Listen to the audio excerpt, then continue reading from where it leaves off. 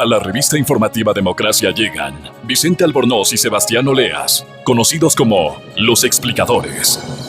Para presentarnos, clarito está, nos explican en sencillo las cosas difíciles de entender. En XFM y Democracia M da inicio, clarito está.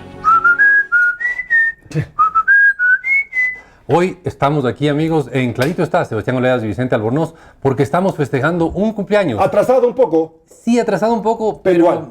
y no es rosado. No. Es casi. Yo no sé, pero también es casi mayoría de edad. Claro, es casi mayoría de edad. Estamos no es... hablando de un cumpleaños, del cumpleaños número 17. Claro. Es el cumpleaños 17 de la dolarización. Sí. ¿Y cómo Así será? Pero creo que es como que le pasa a la mayor parte de gente, ¿no es cierto? Cuando eres niño, la gente se emociona cuando cumples años, Sí. ¿no es cierto? Y va pasando el tiempo y ya no es tan emocionante. No es tan emocionante. Y tomas obviamente. como algo que es normal. Claro, yo me acuerdo cuando llegamos al cumpleaños número 5 de la dolarización en el año 2005. Claro. En enero de 2005 se marcó el tema y se dijo, bien, lo logramos, hemos logrado que funcione el sistema por ya 5 años. 12 años después no hubo ninguna mención. No, mínima mención, no. Yo no he visto ninguna mención específica en los medios, quizás algo que se nos pasó. Pero el 9 de diciembre, 9 de enero de este año, la dolarización cumplió en la práctica, no jurídicamente, No en la práctica. O sea, desde su anuncio, digamos, ¿no? Sí, cumplió 17 años, pero en la práctica, inmediatamente después del anuncio de Yamil Maguad el domingo 9 de diciembre del 2000, el país se dolarizó. O empezó el proceso de dolarización, pero digamos ahí ya el tipo de cambio se quedó en 25,000. Y claro, y hay que decir que, o sea, antes de que Yamil Maguad anunciara que después de un largo análisis, 2 meses que veremos que no fue un largo análisis, sino que básicamente... Tal vez fue un largo análisis, pero no fue así... No fue muy profundo tampoco. No fue tan profundo, sí. La economía ecuatoriana ya venía dolarizada hace rato, ¿no es cierto? De facto. Sí. O sea, si la dolarización fuera una niña, ya podría votar. Claro. Ya desde los 16 años 16 pueden años votar. ya podría votar. Por lo tanto, si la dolarización fuera una niña, ya podría votar en estas Y elecciones. si sobrevive un año más, probablemente cumple la mayoría y podría hacer el servicio militar también. También, Sí, que ya no es obligatorio. Pero habría que preguntarse, y eso es una pregunta que no la vamos a responder acá porque no tenemos la varita mágica, ¿por quién votaría la señorita dolarización si es que pudiera votar? Claro, si es que su permanencia o supervivencia estuviera... Claro, si estuviera votando por alguien que va a mantener o no su existencia, Su existencia. ¿por quién votaría la señorita dolarización? O le ¿En va a serio? aplicar la eutanasia. ¿O va a votar por alguien que termine rápido su vida, ¿no? Exactamente. Entonces, estamos celebrando los 17 años de la dolarización. Podríamos decir que el dato de la semana es 17 años. Sí, ¿puedo dar otro dato de la semana? Adelante. 100. 100 años. 100 años de la Revolución Rusa. Ah, mira tú. Mira tú, 17 de la Revolución. Claro. 2017. En el 2017. Marzo del 2017. Me estoy adelantando un poco, Se van a pero celebrar ya. 100 años de la Revolución De la Rusa. Revolución Rusa. Vale. De algo que ya no existe, ¿no? Unión Soviética. Ajá, ok. A pesar de que algunos nostálgicos probablemente le echan de menos. Algunos bien nostálgicos, Bien echan de nostálgicos. menos. Pero bueno, decíamos, el dato de la semana es 17 años. Feliz cumpleaños. Dolarización que cumplió la semana pasada, el 9 de enero. 17 años. Y creo que la gente debería alegrarse, ¿no? Creo que sí. Creo que Creo que evidentemente, como todo en el mundo, tiene sus pros y sus contras. O sea, no todo el mundo le alegra. No, ni a todos Ni a todos les encontramos gusta tampoco. absolutamente perfecta, ¿no? Algún para defecto nada. tendrá por ahí. Por supuesto. Uno o varios, pero la suma de Las virtudes. las virtudes y la suma de los defectos deja claramente un balance a favor de las virtudes de la dolarización. Sí. Porque nos ha dado, sobre todo, estabilidad. Sí, nos ha dado estabilidad Y de la estabilidad salen más cosas. por supuesto. Pero por digamos supuesto. que lo que nos ha dado es de estabilidad. Y creo no solamente estabilidad, sino que ha creado cierta institucionalidad que no has podido destruir. Sí, ha creado algo que no se ha podido destruir. Incluso gente Incluso que tratando. que ha tratado o que lo ha criticado abiertamente. No lo logra, exactamente. Sí. Así que vamos. Pero bueno, podemos ir un poco a los antecedentes, ¿no? Claro, podríamos hablar, o sea, la dolarización obviamente no surgió de la nada. Sí. Contexto, si enero 2000, Yamil Maguad, tenemos el audio, lo vamos a poner en un momento, tenemos el audio, siempre es bueno recordar. Siempre es historia. bueno oír esas voces que nos han oído años. Claro. No surgió de la nada la dolarización. De hecho, fue una consecuencia de una crisis muy profunda que vivía el Ecuador. Bueno, resumiendo, la crisis que vivimos fueron en el año 98, empezaron a quebrar los bancos. Exacto. Si no me equivoco, el primer banco importante cae en agosto del 98. Tenemos una serie de bancos que quiebran entre el 98 y el primer trimestre del 99. 2/3 partes del sistema financiero ecuatoriano quiebran. Claro, sobre todo en la costa, además, bancos de la costa. Sí, hay un desequilibrio, son sobre todo bancos costeños los que quiebran. Atado también a un periodo, digamos, de hartas lluvias, inundaciones. O sea, fue básicamente un periodo bastante complejo. A ver, ¿qué nomás pasó? Teníamos las inundaciones del Niño, teníamos un precio del petróleo bajísimo. Yo siempre he comentado que el récord del precio del petróleo por lo bajo estuvo en diciembre del año 98, en que en promedio un barril de petróleo ecuatoriano se vendió en $6.97. $6. O sea, menos de $7, ajustado por inflación. Eso, si no me equivoco, estamos hablando de $12 actuales, alguna cosa así, ajustado por inflación. Pero en todo caso estamos hablando de un precio del petróleo muchísimo inferior a lo que tenemos ahora.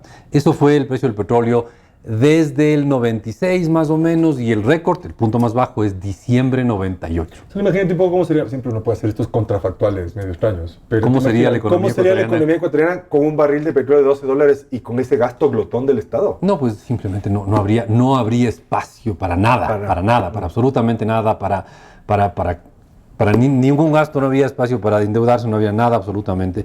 Pero bueno, ese fue el escenario en el cual se dolarizó la economía ecuatoriana.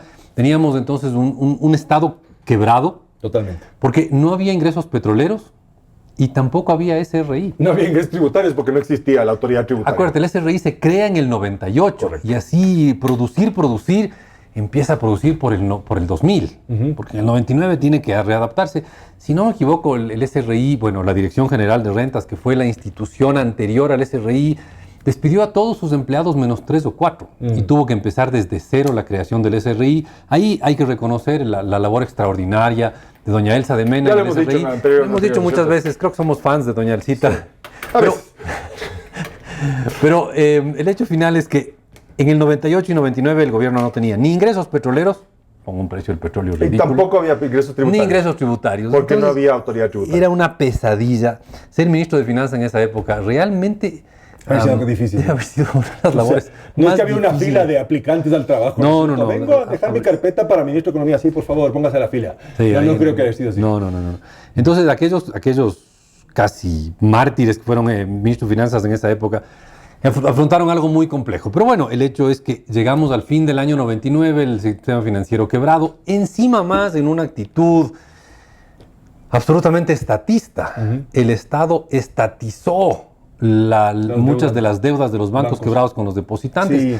Esto alguna vez yo oí a alguien que decía que esto era neoliberal. No, evidentemente no, es lo contrario, ¿no? Porque si fuese neoliberal hubiese dejado que los bancos quebraran. Claro, yo no me meto, tú quiebras por allá. Pero esa es la típica, ¿no es cierto? Es demasiado grande para quebrar, o sea, las conexiones y las conexiones que existen cuando quiebran los bancos. Y entonces lo que ocurre es que en enero del año 2000, Yamil Maguad dice, nos vamos a dolarizar. Y de hecho tenemos el audio. Tenemos el audio, ¿por qué no lo escuchamos de este momento? Buenas noches, señoras y señores. Tras 2 meses de análisis, he llegado a la conclusión de que el sistema de dolarización es un sistema conveniente y necesario para el Ecuador. Es la salida que ahora tenemos. Es el camino por donde debemos transitar. Y ese fue Yamil Maguad.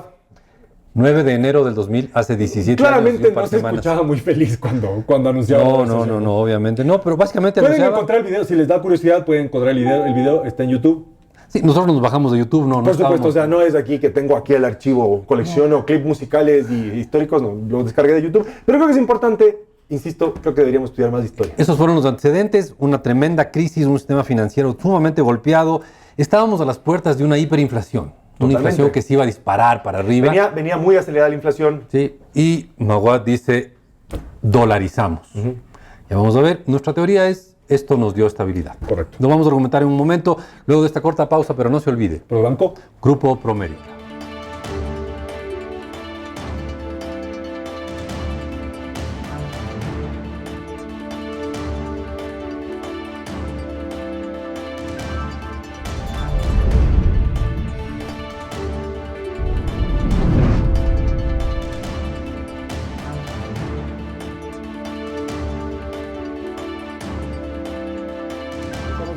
Este es su programa Clarito está, Vicente Albornoz, Sebastián Oleas. Les saludamos cordialmente y les decimos, síganos en el Twitter, búsquenos en el internet, estamos en Facebook, estamos en Twitter Si usted nos quiere seguir en Twitter, simplemente busque @claritoestá. Nos va a encontrar como un programa de radio en el cual hablamos de temas absolutamente fascinantes. Y apasionantes, por supuesto. El 100% de los temas que hablamos son apasionantes, siendo el 100% economía. Economía. Lo cual es medio... es obvio. Es como decir, usamos pelotas y las pelotas son redondas. Hombre, pero es medio obvio, claro, ¿no? Exacto. Hablamos de Salvo economía y es rugby. fascinante. Bueno, pero eso no cuenta. Eso no es deporte, dices tú. Eso no cuenta. Así que saludamos y agradecemos a toda la gente que tiene la gentileza enorme de seguirnos, Sí, de muchas escribirnos, de decirnos que les gusta qué les gusta nuestro programa o qué no les gusta nuestro programa. Eso simplemente nos encanta que nos lo digan. Les agradecemos muchísimo. Sigan buscándonos. Estamos en Facebook también, en Clarito está, programa de radio. Y hoy estamos hablando de la dolarización. Sí, estamos celebrando un cumpleaños. Espérate, tenemos efecto sonido de esto. ¿Qué estamos oyendo ahí? Son dólares. Ajá. Dólares. Monedas, El dólares. sonido de la moneda. Claro. Y solamente para demostrar, aquí tengo, así suenan los que son acuñados domésticamente. Ok. Suenan distintos. Suenan distinto. Pero la pregunta del millón es, ¿te gustó el sonidito? Sí, a mí me gusta. Sí, el sonidito A mí del sí me dólar gusta. tiende a Sí, gustarnos. a mí sí me gusta el sonido de la monedita de dólar. Sí. Sí, o sea, de hecho, creo que no echo de menos los sucres.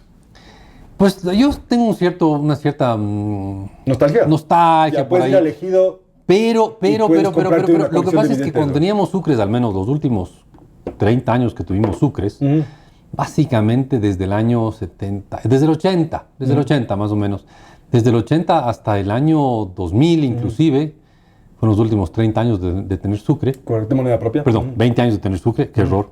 Del 80 al 2000 hay 20 años. Tuvimos inflaciones bien altas. Bien altas. Sí. Y eso Y es... por eso quizás si a mí me preguntas si tengo nostalgia por el sucre, sí me encantaba que estuviese la Tortuga, la Plaza de la Sí, Independencia, la el Estatua Alfaro, de todas esas Rumiñahui cosas. y todo Sí, eso. bonito. Y además eran multicolores, los que usamos ahora son Todos básicamente verdes. Sí, Pero me gusta ese verde. Ese verde me gusta. Ese verde. ya. El verde billete de dólar. Ese verde me gusta. Bueno, decíamos, nos dolarizaron. Nos dolarizaron el 8 de enero del año 2000, hace 17 años y unos días. ¿Y por qué digo nos dolarizaron? Porque en la práctica... No fue de mucho consenso, ¿no? No fue un gran consenso el que nos llevó a que nos dolaricen. Fue una decisión básicamente de Yamil Mawad Sí. y de un grupo cercano más bien de él, reducido a él. Seguro. Pero creo que tanto tú y yo, Sebastián, concordamos en que fue una decisión acertada. Sí, o sea, probablemente en el momento a muchas personas les pasó una mala decisión, pero el shock... A mí me pareció una mala decisión Sí, en yo el sé. momento. Pero mirando, o sea, de eso no se trata la historia, ¿no es cierto? Mirando en perspectiva, creo que trajo... Bastante más cosas positivas que negativas. La exactamente. Y dolarización. trajo cierta estabilidad de la que carecía el país. Mira, la dolarización, ya vamos a ver, sí, nos dio estabilidad, pero vamos viendo poco a poco, ¿no? Mawad dijo en enero del 2000 que nos dolarizaban 25,000 luego de un largo análisis. Sí, pero después de esto se hizo varios análisis más Y se dio cuenta que no había suficiente... No sé si es que él se dio cuenta que no había suficiente, pero el hecho que los ecuatorianos nos dimos cuenta que cuando nos dolarizaron no había suficientes dólares de la economía. en el Banco Central Claro. para reemplazar los sucres que circulaban en la economía. Fue una cosa muy curiosa, nos faltaba plata que no teníamos. Y al final un grupo de economistas muy hábiles, muy inteligentes, gente ligada al Banco Central en esa época, encontraron una solución. Y nos dolarizamos, pero con Banco Central. Claro. Que es extraño, ¿no es cierto? Fue extraño y sigue siendo Sí, sí, extraño. claro. Porque de hecho, a ver, por lo general el Banco Central, el rol fundamental del Banco Central es emisor de moneda, Correcto. ¿no es cierto? Pero ¿por qué tienes un Banco Central si no vas a emitir claro. moneda? Entonces ahí creo que también sí debías haberle pegado un tiro de gracia al Banco Central. No al Banco Central. Probablemente podías mantener el Banco Central como un banco del país, pero ya no con funciones de Banco Central. Claro, sí. Pero el hecho es que... Sin habilidades de política monetaria. En resumen, muy resumido, ¿qué es lo que pasó? Se calculó la cantidad de sucres que eran lo que se llamaba la base monetaria y se dividió la base monetaria para la cantidad de dólares que tenía el Banco Central y salió un número menor a 25,000. Entonces se decidió dolarizar el país en 25,000, pero el gran problema es que había un montón de sucres potenciales, sucres que el Banco Central había sacado de circulación y que los iba a tener que pagar tarde o temprano. Y eso eran algunos cientos de millones de dólares que no se calculó, no se incluyó en ese cálculo. Y el rato en que se incluyó en ese cálculo, bueno, se dieron cuenta que faltaban dólares, entonces hicieron lo que yo les llamo una dolarización con prelación. O sea, con etapas, ¿no? Cierto tipo de cosas se les dio prioridad y otro tipo de cosas no. Y al final nos logramos dolarizar. Pero en serio hay que reconocer que la gente del Banco Central de Tuvo esa un época talento impresionante ahí.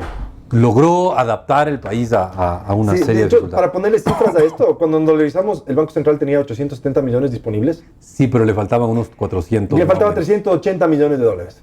Exactamente. Y eso lo pueden ver todos, está publicado en el Banco Central, en los boletines del Banco Entonces, Central. claro. Pero en el boletín de marzo del año 2000 del Banco Central Aparece está ese publicado ese desfase. Exactamente, uno lo puede ver. Es el desfase que tiene la base monetaria de 300, casi 400 millones de dólares. Pero bueno, ese momento se lo logró manejar y luego ya el país entero se dolarizó. La ley que nos dolarizaba fue aprobada en marzo del año, el 13 de marzo del año 2000. Y desde ese momento estábamos oficialmente dolarizados. La famosa ley Trole 1. La ley Trole 1 entró en vigencia el 13 de marzo del 2000. Entonces, cuestión de gustos, ¿cuándo nos dolarizamos?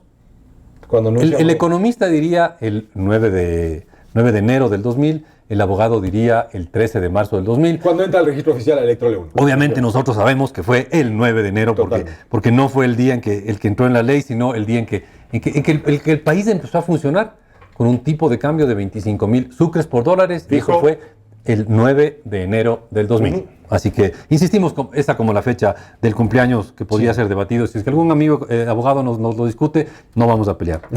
Está bien, se lo concedemos.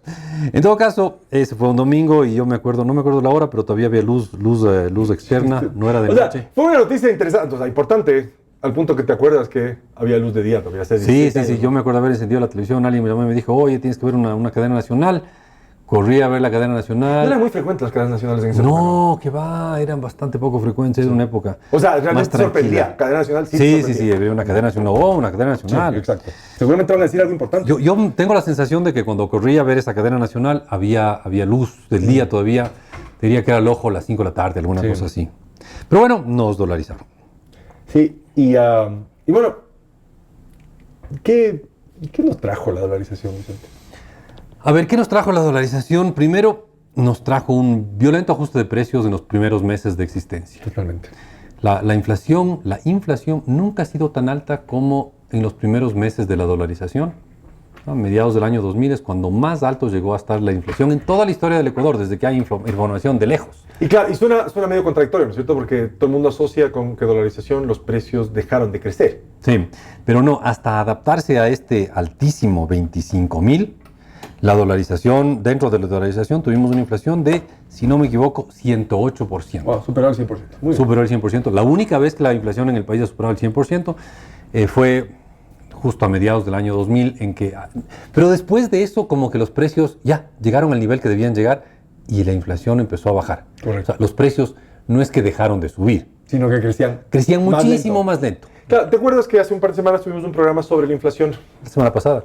Sí, El fascinante tema de la inflación. El fascinante tema de la inflación. Yo creo que dejamos boquiabierto. Mucha gente se quedó, sí. Nosotros estábamos tan emocionados que transmitimos esa emoción de hablar de inflación. Pero bueno, la inflación llegó a su nivel más alto mediados del 2000 y empezó a caer. Y cayó de mediados del 2000 de 108% hasta febrero, y la fecha es importantísima, febrero 2003. Casi 3 años después de dolarizarnos. Sí, febrero 2003.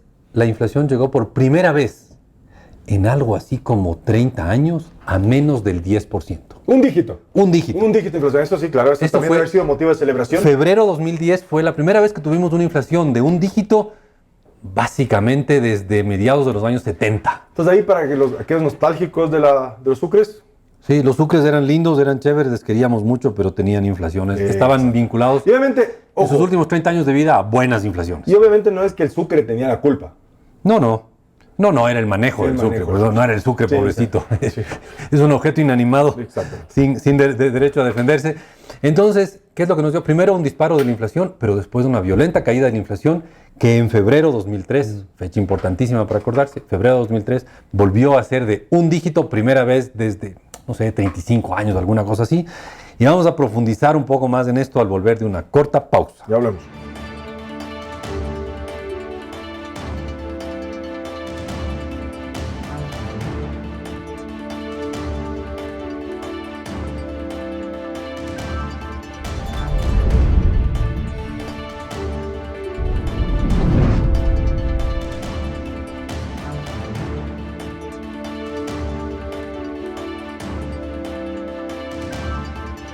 amigos, y estamos hablando de un cumpleaños, la inflación, la dolarización cumple 17 años. Claro, y como habíamos arrancado el programa, pasó bastante desapercibido el cumpleaños.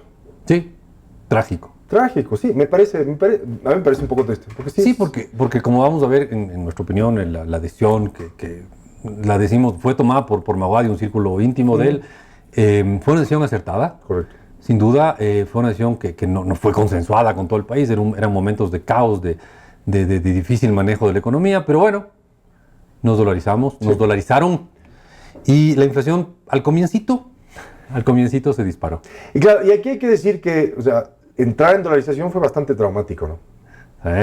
Sí, y eso lo recuerdan seguido en este tiempo de elecciones. Todo el tiempo. Todo el tiempo te recuerda. La crisis anterior a la dolarización fue durísima. Claro. O sea, básicamente el congelamiento de los depósitos fue algo traumático y fue doloroso, fue complicado. Yo todavía me acuerdo, yo tenía en esa época un buen sueldo de $400.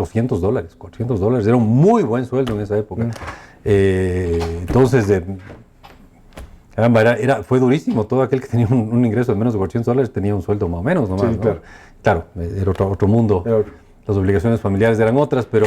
Los compromisos eran otros. Los compromisos eran completamente otros, pero el hecho es que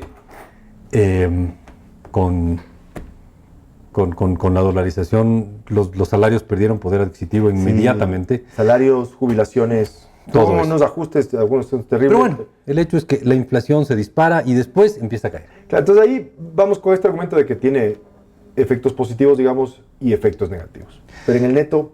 Entonces, decíamos, la inflación empezó a caer y desde febrero 2003 ha estado casi todo el tiempo por debajo de 10%. ¿Por qué digo casi todo el tiempo? Porque si somos estrictos, hubo un mesecito por ahí por el 2008. ¿Qué pasó del 10%? Que llegó al 10.1 o alguna cosa así, pero digamos que desde febrero 2003 hasta la fecha, enero 2017, la inflación ha estado casi todo el tiempo en un dígito, lo cual es una maravilla. Pero si no, pregúntenles a los venezolanos. Pero bueno, veamos qué maravillas nos aporta esta estabilidad de precios, ¿no? Sí, bueno, una vez que los precios están estables, el poder adquisitivo de los ingresos, sobre todo las personas que tienen ingresos fijos, se mantiene, ¿no? No cae. No cae, no empobreces a las personas. Porque alguna vez, y hemos dicho aquí en este programa, una de las mejores maneras de crear pobreza, no estamos diciendo que sea algo bueno, ¿no? Una de las mejores maneras de crear algo malo como la pobreza es inflación. Inflación. Una de las mejores maneras de evitar la creación de pobreza es tener una inflación controlada. Tener una inflación controlada y baja, exactamente. Sí. Así que hay una de las ventajas de la dolarización. ¿Y por qué digo que nos fijemos en los venezolanos? Los venezolanos son altivos y soberanos porque tienen bolívares, y bolívares fuertes.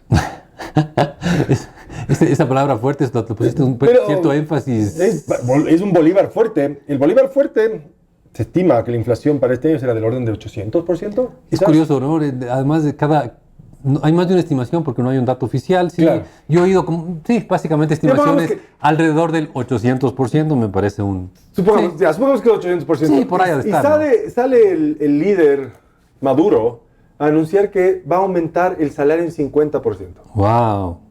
Los precios que suben en 800%, salario sube en 50%. ¿Te das cuenta? Alguien cuyo sueldo subió 3 o 4 veces más de lo que el gobierno obliga, tiene un sueldo que creció a la mitad que la inflación. Exacto. Es demencial. Es demencial. Y entonces ahí está el hecho de quitarle a un gobierno la habilidad, sobre todo a este tipo de gobiernos que les gusta financiar su gasto vía emisión. Creo que esa es otra de las ventajas de la dolarización. Separa un poco este ciclo. Se bloquea muchísimo, no 100% como hemos podido ver en los últimos meses, pero separa muchísimo la potencial creación de dinero para gastar. El ciclo político, el ciclo económico, y han logrado, a pesar de tener dolarización, han logrado conectarlos, pero por lo general, una de las cosas buenas de la dolarización es separar esto del ciclo. Sí, pero bueno, en nuestra opinión, creo que en esto coincidimos completamente. Lo principal que nos dio la dolarización fue estabilidad. Estabilidad de precios. Y la estabilidad, cuando tienes una estabilidad de precios, las tasas de interés bajan. Y eso es otra cosa buena.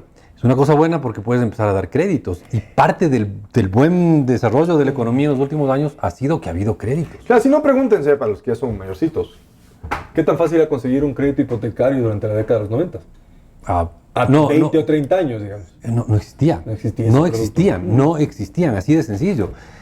no había créditos de largo plazo. Yo trabajé un corto tiempo en un banco en los años 90 y los préstamos de más largo plazo que había, pero para los clientes VIP, para los mejores clientes, cliente corporativo. los clientes mimados. No el que va a la ventanilla como... No, los clientes mimados se les daba créditos a 6 meses. 6 meses. 180 días era el plazo de los privilegiados. El plazo normal era 90 días. Entonces ahora imagínate, si tú tienes que planear inversiones, eres un empresario, estás planeando inversiones, tienes que endeudarte, tienes que mejorar la producción. Ahí la necesitas única salida era endeudarse en dólares. Claro. Que era una mala solución porque era impredecible. Claro, si es que eras un exportador, podías endeudarte en dólares. Si no, era muy arriesgado endeudarte en dólares y eso después fue parte de lo que golpeó a la economía, que ahí había mucha gente endeudada en dólares cuando teníamos sucres y tenían ingresos en sucres. Entonces, pero claro, la única manera de tener préstamos a largo plazo era en dólares. De ahí que otra de las ventajas de la dolarización es que eliminó el riesgo cambiario, ¿no? Sí. Entonces, tenemos varias cosas, ¿no? La dolarización nos dio estabilidad, nos dio capacidad de planificar a largo plazo. Totalmente, se ampliaron los plazos. El horizonte temporal súbitamente se amplía. Si tú estás produciendo algo que vale hoy, no sé, $100, lo más probable es que de aquí a 2, 3, 4 años esté más o menos en $100. Siempre y cuando sigamos en dolarización. Sí, claro, pero suponemos que no va a pasar algo muy distinto que el precio de algo que hoy vale 100 siga valiendo 100. No se va a disparar a 1000 ni va a caer a 10.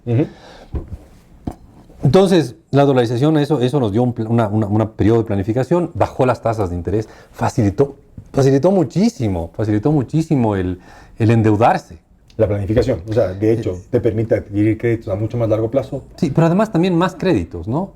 Y facilitó que los bancos puedan colocar dinero en créditos, y eso te cambia la estructura también de la vida familiar. Puedes endeudarte para comprar una vivienda. La casa.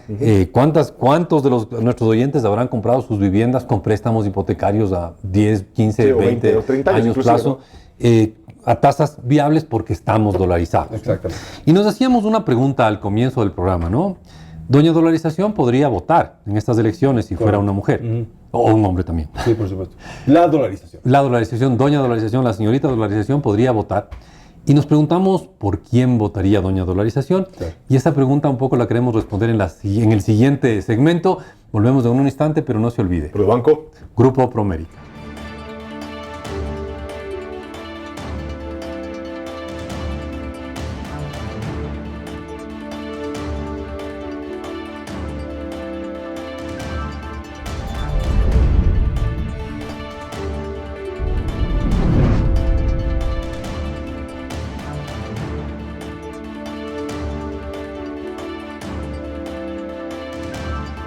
Amigos, volvemos a Clarito Está. Estamos hablando de los 17 años de la dolarización y nos habíamos hecho una pregunta muy exótica. No, la dolarización, si la dolarización fuera una mujer, podría votar, porque ya tiene 17 años. Claro, la Constitución le permite votar. ¿Por quién votaría, Doña Dolarización?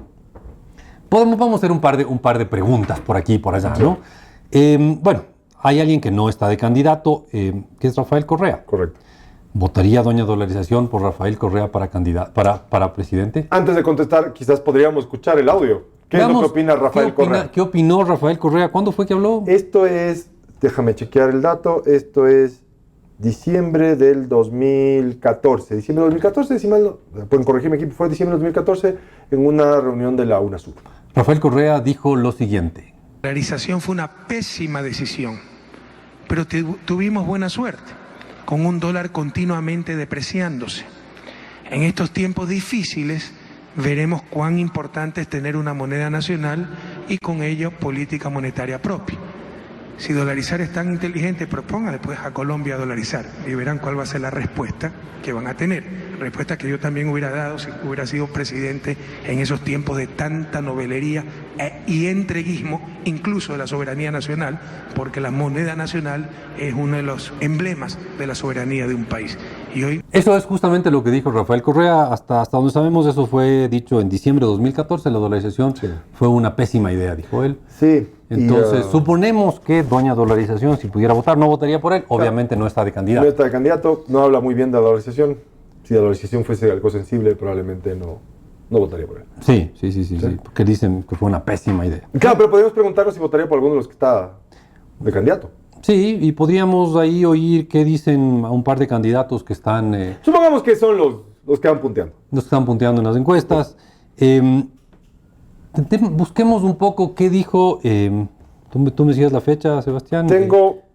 Escoge. ¿Quieres escuchar primero a Lazo o a Moreno? No, escuchemos a Lenín Moreno. Lenín Moreno, en enero del 2017, en una entrevista, en Teleamazonas. En Teleamazonas. Correcto, en ¿De Teleamazonas. la que se habló mucho? Sí, Lenín Moreno dio un comentario sobre una economía y una moneda propia. Exactamente. Podemos hacerlo, no tenemos ese mecanismo para hacerlo. ¿Por qué? Porque hemos considerado que el dólar nos ha sentado bien y los ecuatorianos confían en él y hay que mantener la situación de la dolarización, mientras nosotros no desarrollemos nuestras fuerzas productivas y podamos tener con confianza una moneda propia. Eso es lo que dijo Lenín Moreno, el candidato a la presidencia de la República en este momento, no específicamente sobre la dolarización, pero habló de la gran enemiga de doña dolarización. Claro.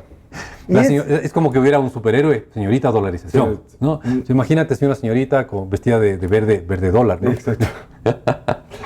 Que es la señorita dolarización, así con una capita y todo, como más o menos como super niña. La señorita dolarización, que cumplió 17 años la semana pasada, votaría por Rafael Correa. Decimos difícil, ¿no? Porque le ve como que fuera una pésima idea.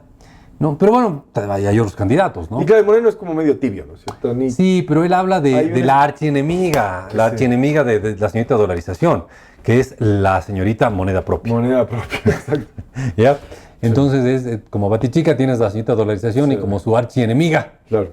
la señorita moneda propia es lo que dice Lenín Moreno. Claro. Entonces, habría que preguntarle Sí, votaría dolarización por quién votaría doña dolarización. Y bueno, si es que le preguntáramos al pueblo ecuatoriano. Claro, y bueno, Lazo creo que... O sea, pero si le preguntáramos al pueblo ecuatoriano si votaría a favor de doña dolarización. yo no sé, no creo que se haya hecho esa pregunta. Pero se ha preguntado en muchas encuestas si la dolarización es popular o impopular. Y creo que es popular. Parece que es sumamente O popular la sea, dolarización. creo que al punto de que, supongamos que eres gobernante del país, no vamos a decir nombres, supongamos que eres gobernante del país, te cae pésimo la dolarización, porque obviamente te pone restricciones. Y si a lo largo de 10 años no puedes hacerte dolarización. Tal vez es porque la dolarización es tremendamente popular. Probablemente. ¿Eso es lo que estás insinuando? Sí, creo que por ahí va mi comentario. Tu hipótesis. Mi hipótesis va por ahí. Sí, bueno, entonces ya habíamos oído lo que dijo Rafael Correa sobre la dolarización. Claro, él no es candidato en este momento. Lo que dijo un candidato que está en los primeros puestos de las encuestas, Lenín Moreno, que no es que le atacó a la dolarización, pero citó a su archienemiga. Que es la moneda propia. La señorita moneda Y propia. claro, y que es como ese nostálgico que dice, sí, si tuviéramos moneda propia, podríamos, porque en el contexto, si lo escuchan, habla de Una economía fuerte. Una moneda fuerte. Entonces, pero bueno. Sí. Y veamos lo que el otro candidato que está punteando en las encuestas dice sobre la dolarización. Claro. ¿Tú tenías la fecha exacta, Sí, Sebastián? esto es diciembre de 2016. Diciembre de 2006. ¿Qué dijo Guillermo Lazo sobre la dolarización? Más del 95% de los ecuatorianos quiere al dólar por moneda y con la certeza de que no se va a debilitar la dolarización. A la dolarización la vamos a fortalecer. Bueno, aparentemente a Guillermo Lazo tiene una especial simpatía por Sí, la le gusta, dolarización. parece que sí le gusta. No tiene ningún empacho en reflejar sus simpatías. Claro. Y probablemente también lo hace porque sabe que es popular. Bueno, obviamente, pero al menos lo dice abiertamente, dice, Correcto. a mí me gusta y creo que es algo positivo. Exactamente. ¿No? Así que, Entonces Ahí está. nos preguntamos, señorita dolarización, ¿por quién votaría? No sabemos, porque si no tienen podemos curiosidad, preguntarle. Ahí tenemos 8 candidatos. Solo hemos mencionado a 2. Sí. Pero probablemente podrían ver qué es lo que han dicho los otros candidatos de la organización. En general, creo que la mayor parte de los candidatos están a favor de cuidar la dolarización. O probablemente como es popular no quieres tirarte encima de la organización, ¿no? Correcto. Pero bueno, hagamos un pequeño análisis, Sebastián. Nos quedan 3 minutos para terminar este programa.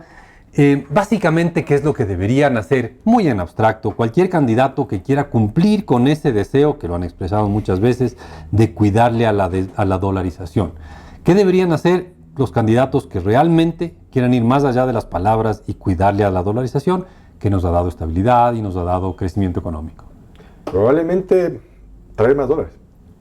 Creo que Conseguimos. Creo que esa es la clave, ¿no? O sea, asegurarse, no traer más dólares, asegurarse que a largo plazo al Hay Ecuador vengan más dólares. Más. O digámoslo en palabras complicadas, haya un flujo neto positivo de dólares al país. Mira. Exacto. Bien, mira, Vicente. mira. Que eso al final del día quiere decir que los dólares que entran sean más que los dólares que salen.